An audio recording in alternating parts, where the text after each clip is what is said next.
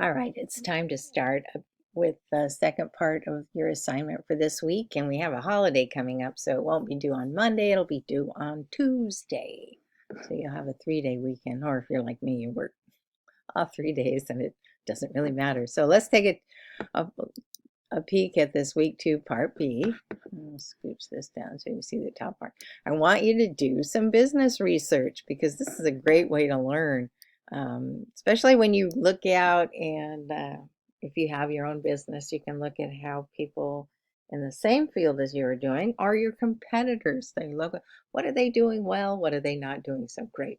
But for this assignment, if you have a business you're working on, I want you to work in that area, do research in that area so it's more helpful.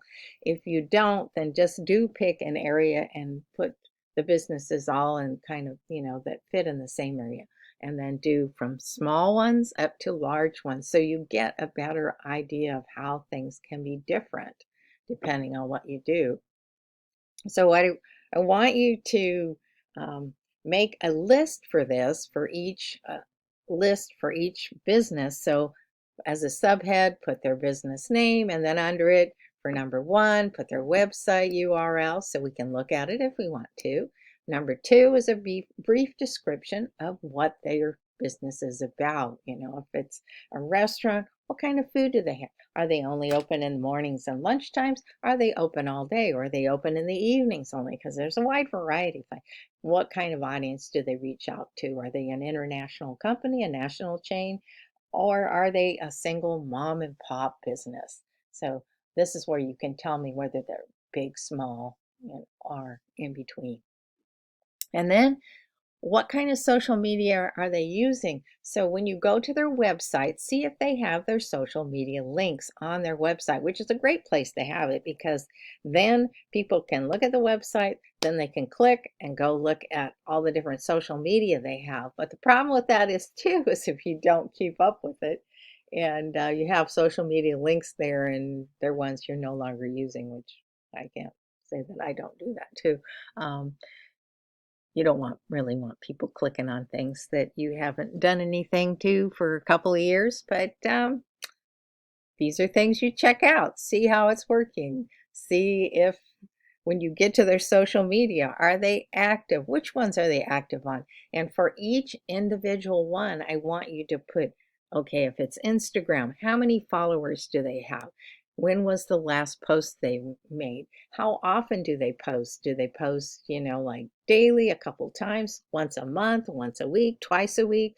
Let me know. And then go on. If they have Facebook, then put Facebook and tell me how many followers they have there and how often they post and when was their last post. If they're on Threads or YouTube or Twitter or wherever, TikTok, whatever they are. Some of them you can't tell when they did it or made their last post, but you can see if they've posted a lot. So let me know, but do it individually. I don't want to have a big list. They're on Instagram, Facebook, blah, blah, blah. And then this many followers, and this many followers, and they post daily.